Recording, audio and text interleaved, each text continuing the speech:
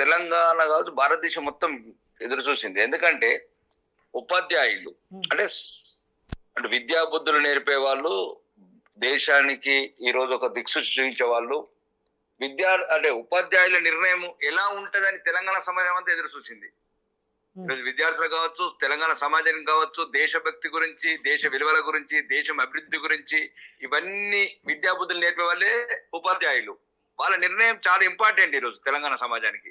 కాబట్టి ఈ విజయము ఇప్పుడున్న ఒక దుర్మార్గము, అబద్ధపు, అసంబద్ధ పాలన మీద ఒక తెలంగాణ ప్రజల తిరుగుబాటు, తెలంగాణ ప్రజల ప్రజాస్వామ్య తిరుగుబాటు అంటే మనం ఇంకో రకంగా అర్థం చేసుకోకండి. ఓటుని ఆయుధంగా చేసుకొని రేవంత్ రెడ్డి సర్కారుకి ఒక గుణపాఠం నేర్పిన ఈ విజయం కంపల్సరీ. కాయజెండని ముద్దాడే భారతమాత ముద్దు బిడ్డలు మల్క కుమరన్న కావచ్చు, అంజిరెడ్డి గారు కావచ్చు. కాబట్టి ఈ విజయము తెలంగాణ ప్రజలకు మరియు భవిష్యత్తులో రాబోయే భారతీయ జనతా పార్టీ ప్రభుత్వానికి ఎంతో ఊపిరిలూదింది ఈ విజయం. కానీ 15 నెలల్లోనే కాంగ్రెస్ పార్టీ మీద అంత వ్యతిరేకత వచ్చిందంటారా? ఇచ్చిండా? అందరికి రైతు భరోసా ఇచ్చాడా? అందరికి రుణమాఫీ చేశాడా? ఒక బస్సు కొన్నాడా? ఒక స్కూటీ కొనిచ్చిందా? ప్రియాంక గాంధీ చెప్పినట్టు ఏం చేశారని ప్రభుత్వం మీద తెలంగాణ ప్రజలు నిలదీస్తున్నారు. నమ్మిచ్చి గొంతు కోసిన ఈ అనుముల రేవంత్ రెడ్డి సర్కార్ అవినీతి చేసుకుంటా తెలంగాణని అన్ని రంగాలలో వెనుకబడ్డట్టు చేసి, ఇక్కడ ఉన్న వ్యాపారవేత్తలను పారగొట్టి, ఇక్కడ బిల్డర్లను పారగొట్టి, లక్షలాది మందికి ఉపాధి కల్పిస్తున్న హైదరాబాద్ నగరాన్ని వెన్ను విడిచిన ఒక అవినీతి ప్రభుత్వం ఇది. ఈ రోజు ఢిల్లీకి మూటలు ముళ్ళలు మోసి అలసిపోయిన ముఖ్యమంత్రి. కాబట్టి తెలంగాణ ప్రజలు ఎదురు చూస్తున్నారు. ఇప్పుడు కూడా చెప్తున్నాం బహిరంగంగా, ఈ 10 ఒకవేళ ఉప ఎన్నికలు వస్తే భారతీయ జనతా పార్టీ తన సత్తా చూపిస్తుంది. మరీ ముఖ్యంగా ఉత్తర తెలంగాణ, ఇది భారతీయ జనతా పార్టీకి ఊపిరిలూదింది. ఇప్పుడు కాదు, 1984 ఎప్పుడైతే భారతీయ జనతా పార్టీ 2 సీట్లలో విజయం సాధించినప్పుడు ఈ తెలంగాణ గడ్డ రెడ్డి గారు Bharatiya Janata party member of parliament చేశాడు. ఈ గడ్డ ఎప్పుడు భారతీయ జనతా పార్టీ ఎప్పుడు కూడా ఈ గడ్డ రుణం మర్చిపోదు. రాకేష్ రెడ్డి 2 స్థానాలు అది కూడా ఎమ్మెల్సీ స్థానాలు గెలిచినంత మాత్రాన రేపు అధికారం వరకు వెళ్తుంది బీజేపీ పార్టీ అన్నంత కాన్ఫిడెన్స్ ఎంతవరకు కరెక్ట్ అంటారు? అంటే మొన్న జరిగిన పార్లమెంట్ ఎన్నికలలో 36% ఓట్లు, 77 లక్షల ఓట్లు, 8 పార్లమెంట్ సీట్లు, మల్కాజ్గిరి లాంటి 4 లక్షల ఓట్లు, ఇవి కనబడతలేవండి. ఆ విజయం అసామాన్యమైనది. 8 పార్లమెంట్ సీట్లు, సి అంటే డి, దుర్మార్గ కాంగ్రెస్ పార్టీ ఒక అబద్ధాల కోరు అనుముల రేవంత్ రెడ్డి రిజర్వేషన్లు ఎత్తేస్తాడని, రాజ్యాంగాన్ని మారుస్తారని అబద్ధాల కోరు, గ్రాఫిక్స్ తో అమిత్ షా లాంటి మీద అసంత ప్రేరణలు అబద్ధాలు వలికినా గానీ తెలంగాణ ప్రజలు, మరీ ముఖ్యంగా ఉత్తర తెలంగాణ, ఓకే ఈ రోజు దక్షిణ తెలంగాణ కూడా పుంజుకున్నాం, విజయానికి చేరువలో ఉన్నాం. ఇది ఈ రోజు తెలంగాణ ప్రజలు ఒక రకంగా ఇది ఇప్పుడున్న ఒక దుర్మార్గం అవినీతి ప్రభుత్వానికి సమాధానం చెప్పడానికి తెలంగాణ ప్రజలు తీసుకున్న నిర్ణయం ఇది. సో మీరు అధికారంలోకి రావాలనుకోవడం తప్పలేదు. సరే, దానికి ఇప్పటి నుంచే ఎలాంటి ప్రణాళికలు చేసుకుంటున్నారు ఏంటి, ఈ విజయం మీకు తొలిమెట్టుగా భావిస్తున్నారు, ఇవన్నీ ఓకే. బట్ కానీ ఆల్రెడీ 15 నెలలు కూడా కానీ ప్రభుత్వాన్ని పట్టుకొని ఈ ప్రభుత్వం ఏం చేయలేదు కాబట్టి ఈ ప్రభుత్వం కూలిపోతుంది, పడిపోతుంది, సీఎం మారిపోతాడు, డిసెంబర్లో కొత్త సీఎం వస్తాడు, ఇలాంటి వ్యాఖ్యలు ఎంతవరకు సమంజసం అంటారు? కూలిపోతుంది, పడిపోతుంది అనే పదాలు వేరు, గద్దె దించుతామని బహిరంగంగా చెప్తున్నాం. What is wrong? గద్దె దించుతాం, ప్రజాస్వామ్యయుతంగా అవిశ్వాస తీర్మానం పెట్టి పార్టీలకు అతీతంగా అందరం ఒకటే ప్రజాప్రభుత్వం ఏర్పాటు చేస్తాం. మాకు అంబేద్కర్ గారు ఇచ్చిన రాజ్యాంగం గారు ఇచ్చిన హక్కు, మాకు ఒక ప్రజాద్రోహిని, ఒక అవినీతి ప్రభుత్వాన్ని, తెలంగాణ ప్రజల ఆశలు వమ్ము చేసిన ప్రభుత్వాన్ని గద్దె దించమని తెలంగాణ 33 జిల్లాలు ముక్త కంఠంతో కోరుకుంటున్నారు. ఎందుకు దించకూడదు? రేవంత్ రెడ్డి సర్కార్ ఎందుకు ఉంచాలి? అదే ప్రజలు ఎన్నుకొని 15 నెలలు కూడా కాలేదు కదా. ఆ ప్రజలే అంటున్నారు, నెల లోపల ఇస్తున్న 4,000 ఎందుకు ఇవ్వలేదు? ఆ బిడ్డ అవ్వలు తాతలు 12,672 గ్రామాలలో గడగొమ్ములు పట్టుకొని ఉన్నారు. గడగొమ్ములు ఏడి ఎక్కడ దొరుకుతారని ఇచ్చారా? 4,000 ఇస్తామని నెక్స్ట్ నెల ఏమైంది? 15 నెలలు అయింది. 2,500 మహిళలకు ఇచ్చారా? చెప్పండి. దివ్యాంగులకు 6,000 ఇచ్చారా? ఆటో రిక్షా డ్రైవర్లకు 12,000 ఇచ్చారా? కౌలు రైతులకు సాయం చేశారా? 2,50,000 ఉద్యోగాలు భర్తీ చేశారా? మెగా డిఎస్సి ఏమని ఇచ్చారు మేనిఫెస్టోలో? పోడు భూములు వంచారా? ప్రియాంక గాంధీ చెప్పిన స్కూటర్లు ఇచ్చారు అమ్మాయిలకు?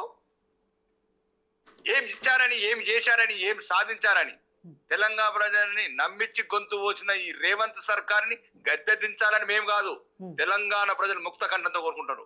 వద్దు బిడ్డ, ప్రతిపక్షంగా మేము ప్రజల్లోకి వెళ్ళినప్పుడు వద్దు బిడ్డ, మీరు అందరూ ఒకటి కండి, ఈ దుర్మార్గుడి ప్రభుత్వానికి మీరు గద్దె దించండి, మేము మీకు అండగా ఉంటాము.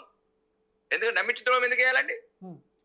ఇప్పుడే రుణం తీసుకో, 2 లక్షలు పోయి ఇంటికి తీసుకో. రైతులను మోసం చేసిండు, అందరికని చెప్పి కొందరికి ఇచ్చిండు. రైతు భరోసా 15,000 12 నుంచి ఆ మంది మళ్ళీ సగం కట్ చేసిండు. అప్పటికి రెండు కిస్తులు ఎత్తేసిండు.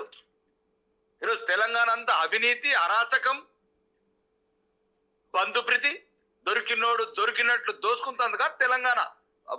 ప్రజలు కోరుకున్న మార్పు. మరి కేంద్ర ప్రభుత్వం నుంచి రావాల్సిన వాటి మాటలేంటి? బరాబర్ ఏంది? ఎవరు చేశారు? కాకతీయ టెక్స్టైల్ పార్కు ఎవరు చేశారు? జైరాబాద్ ఇండస్ట్రియల్ కారిడార్, లక్షలాది మందికి ఉద్యోగాలు. బీబీనగర్ ఎయిమ్స్ ఎక్కడ? 2600 కిలోమీటర్ నేషనల్ హైవేస్ ఎక్కడ? 4 గ్రీన్ ఛానల్ కారిడార్స్ ఎక్కడ? భారత్మాల పథకంలో ఎవరు చేశారు ఇవన్నీ? 753 కిలోమీటర్ రైల్వే లైన్స్ ఎవరు చేశారు? 5 వందే భారత్ ట్రైన్లు ఎవరు చేశారు? 38 లక్షల వాటర్ కనెక్షన్స్ ఎవరు ఇచ్చారు? 31 లక్షల శౌచాలయాలు ఎవరు కట్టారు? 2700 వెనుకబాటు జిల్లాలకు నిధులు ఎవరు ఇచ్చారు? ఈ రోజు చర్లపల్లి లాంటి అంటే ఏమి ఇవ్వాలి? నిన్న కాక మొన్న రీజనల్ రింగ్ రోడ్ 26,000 కోట్లు ఎవరు ఇచ్చారు? ఈ రోజు ఈ ప్రభుత్వం ఏమైనా నడుస్తున్నదంటే భారతీయ జనతా పార్టీ కేంద్ర ప్రభుత్వం అధికారం నుండి. ఇక్కడ దయచేసి మీరు ఒకటి గమనించాలి, ఈ నేను చెప్పిన అభివృద్ధి పనులు భారత ప్రభుత్వ ఆర్థిక శాఖ మంత్రి నిండు పార్లమెంట్ లో చెప్పింది. ఇవి రాజకీయ ప్రసంగాలు కావు, టీవీ డిబేట్లు కావు. మీకు అర్థమైందా? రాకేష్ రెడ్డి గారు, ప్రజాస్వామ్యయుతంగా ప్రజల చేత ఎన్నుకోబడ్డ ప్రభుత్వాన్ని గద్దె దించుతాము, కూల్చుతాము అని మాట్లాడారు. వాళ్ళ కూల్చడం అనే పదం పక్కన పెట్టండి, వాళ్ళ పదం అది తప్పండి. గద్దె దించుతామని బహిరంగంగా చెప్తుండే శాసనసభలో. వాళ్ళ సొంత శాసనసభ్యులే హోటళ్లలో మీటింగ్లు పెట్టుకుని ఫామ్ హౌస్లలో దావతులు చేస్తున్నారు ఎప్పుడు దించుతామని. ఇంత అసమర్థ ముఖ్యమంత్రిని, అసమర్థ ప్రభుత్వాన్ని పక్కనున్న మంత్రులే పాటు ముఖ్యమంత్రి కూర్చుంటే 6 ముఖ్యమంత్రులు, 6 వర్గాలు, అన్ని జిల్లాలకు అని చెప్పి 1-2 జిల్లాలుగా 3 జిల్లాలకు తీసుకెళ్తారా నిధులు? ఎక్కడ వెళ్ళినాయి? 2,40,000 కోట్ల ఆదాయం ఎటుపోయింది, 1,40,000 కోట్ల అప్పు ఎటుపోయింది, 3,80,000 కోట్ల 30 10 ఇల్లు కట్టారండి. 15 నెలలు అయింది పేదవాడికి ఇల్లద్దా? 15 నెలలు అయింది పేదవాడికి రేషన్ కార్డు వద్దా? 15 నెలలు అయింది పేదవాడికి పెన్షన్లు వద్దా? ఏంటండి? ఏం ప్రభుత్వం అండి ఇది? ప్రభుత్వమా? తెలంగాణ సమాజం తిరగబడుతుందండి, ఆవేశంతో రగిలిపోతుంది, గుండెలు అలసిపోయినట్లు ఏడుతున్నారు బాధితులు. ఎక్కడ 400 మంది వినండి, 400 మంది రైతుల ఆత్మహత్యలు, 60 మంది అమ్మాయిల ఆత్మహత్యలు, హాస్టళ్లలో 100 మంది ఆటో డ్రైవర్ల ఆత్మహత్యలు, చేనేత కార్మికుల ఆత్మహత్యలు. ఇదా సాధించిన మార్పు? కొందరి గురించి వచ్చిన ఈ మార్పా? ఢిల్లీ సుల్తాన్ల కప్పం కట్టదందుకు వచ్చి తెలంగాణ రక్త మాంసాలు తాకట్టు పెట్టదందుగా ఈ మార్పు? నో. బరాబర్ జరిగే పరిణామాలు భారతీయ జనతా పార్టీ ప్రతిపక్ష పాత్ర పోషిస్తుంది. ఎక్కడుందండి ప్రతిపక్షం తెలంగాణలో?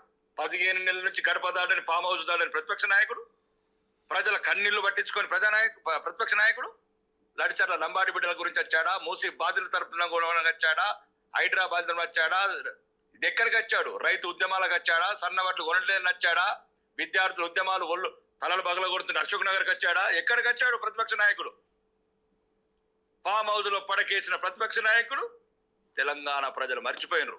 కనీసం చీరకే పరిమితమైన పార్లమెంట్ ఎన్నికలు, ఈ రోజు ఎటువంటి పోటీలో కూడా నిలవడానికి భయపడ్డ ఆ పక్షం ప్రజలు మర్చిపోయిన పక్షం. అది ఈ రోజు ప్రజాపక్షం, ప్రతిపక్షం ప్రజల గొంతుకై నిలుస్తున్నాం, ప్రజల కష్ట సుఖాలలో పాలు పంచుకుంటున్నాం, ప్రజా ఉద్యమాలలో ముందుకెళ్తున్నాం. ఇది ఒకటండి ప్రజాస్వామ్యయుతంగా పోరాటం భారతీయ జనతా పార్టీ. ఈ రోజు మోసగారి కాంగ్రెస్ ప్రభుత్వం లా కాదు, ఇది మెజార్టీ ప్రజలను అవమానించి మైనార్టీ ప్రజలు మెప్పుకొందే రకంగా రకరకాల. ఏంటండి ఇది? ఏమైంది? లక్షలాది మంది విద్యార్థులు, మధ్య తరగతి బిడ్డల ప్రాణాలు ప్రణంగా పెట్టిండ్రు మండు టెండలల్లా. ఉదయం షెడ్యూల్స్ మార్చి కొందరి గురించి అందరినీ నరకం చూపిస్తారండి. మీ బిడ్డలు లేరల్లా? మీ బిడ్డలు ఇంటర్నేషనల్ స్కూల్లో చదువుతున్నారు. ఈ రోజు 10th ఎగ్జామ్ షెడ్యూల్ ఎట్లా మారుస్తావు? నీకు దమ్ము ఉంటే రేవంత్ రెడ్డి ఆ ఉర్దూ మీడియం స్కూల్ మైనారిటీలకు వేరే నెక్స్ట్ మంత్ పెట్టుకో, రంజాన్ వెనక పెట్టుకో, వేరే సిలబస్ తోని 10 మంది గురించి 90 మందిని కాలుస్తావా? ఎవరు లేరా బిడ్డలు? హిందూ సమాజం ఇట్లా రప రప రప రప మండుతున్నది, పళ్ళు కొరుకుతున్నది. ఏ చెప్పండి, దీన్ని ఎక్కడుంది? మెజార్టీ ప్రజలను అవమానపరిచి అలా పానాలతో ఆడుకొని ఈరోజు తెలంగాణని ఎందుకండి 1 month రంజాన్ కాలిడేస్ చెప్పండి. రాత్రి బావులు సంఘ విద్రోహ శక్తులు పెంచుతుందిగా, రాత్రిల గుండాల రోడ్ల మీద తిరుగుతుందిగా. ఎందుకండి నెల రోజులు? మరి హిందువులకి 2 రోజులు. ఫైనల్ గా ఒక విషయం చెప్పండి. మీరు ఏదైతే గద్దె దించుతాం అంటున్నారో, సరే ఆ దిశగా మీ పోరాటం ఎలా ఉండబోతోంది? ప్రతి సమస్య మీద పోరాడతాం. తెలంగాణ ప్రజలకు ఇచ్చిన ఏవైతే వాగ్దానాలు ఉన్నాయో అవి నెరవేర్చే వరకు వెంటాడుతాం, వేటాడుతాం.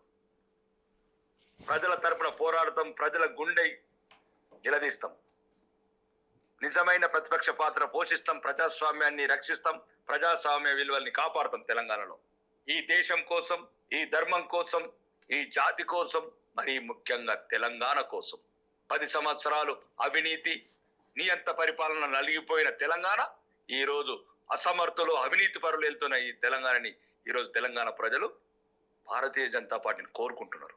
అదే ఈ విజయం. మేధావులు, చదువుకున్న వాళ్ళు కమలం పువ్వుని ముద్దాడుతున్నారు. ఈ పోరాటం, ఈ విజయ పరంపర తెలంగాణ సెక్రటరేట్ మీద కాషాయ జెండా ఎగిరవేసే వరకు, గోల్కొండ కిల్ల మీద త్రివర్ణ జెండా ఎగిరేసే ముఖ్యమంత్రి హిందూ బిడ్డ, నికరస ముందు బిడ్డ, భారతీయ జనతా పార్టీ బిడ్డ ఎగిరేసే వరకు ఈ ప్రయాణం సాగుతుందండి. థ్యాంక్ యూ రాకేష్ రెడ్డి గారు, కాల్ చేసి మాట్లాడండి. థ్యాంక్ యూ అండి. కార్తిక్ గారు, రాకేష్ రెడ్డి గారు చాలా రకాల విమర్శలు చేశారు, అవినీతి అక్రమాలు రకరకాలుగా మాట్లాడారు. ఓవరాల్గా ఈ పార్టీని గద్దె దించుతాము, ప్రజా వ్యతిరేక కార్యకలాపాలకు లేకపోతే ప్రజల నుంచి వ్యతిరేకత మూట కట్టుకుంటుంది, వీటన్నిటికీ బదులుగా పోరాడతాము, గద్దె దించుతాము అని చెప్తున్నారు. సరే, వ్యక్తిగతంగా ఎమ్మెల్యే గారు ఏంటి అంటే వారు మంచి మాట్లాడేటప్పుడు ఒక మంచి భాషని, దాంతోపాటు ఒక మంచి ప్రాసను వారు అంటే ఒక మాట మాట్లాడుతూనే ఆ ప్రాసను వెతుక్కొని సిద్ధంగా ఉండి లింక్లో మాట్లాడతారు. సరే, వారు మాట్లాడిన దాంట్లో తప్పేం లేదు.